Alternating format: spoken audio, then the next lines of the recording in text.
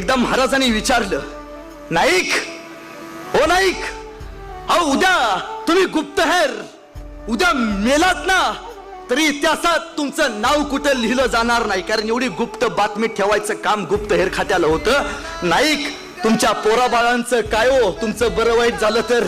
तरी हा रांगडा मर्द महाराजांना म्हणतोय, महाराज, पोराबाळांची चिंता कोणाला? महाराज, मी स्वराज्यासाठी जन्माला आलोय. हे पाणी सोडलं मी माझ्या पोराबाळांवरती, हे आयुष्य कुर्बान केलं मी माझ्या स्वराज्यावरती. राज, हा भरजी तुमचा, हा भरजी स्वराज्याचा.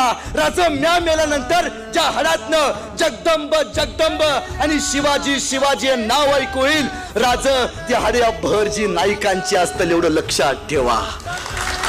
हे समर्पण आहे ना, हे समर्पण द्यायचं काम रामोशी समाजाने इथल्या मातीमध्ये केले. प्रत्येक गोष्ट शिकवते मातीसाठी.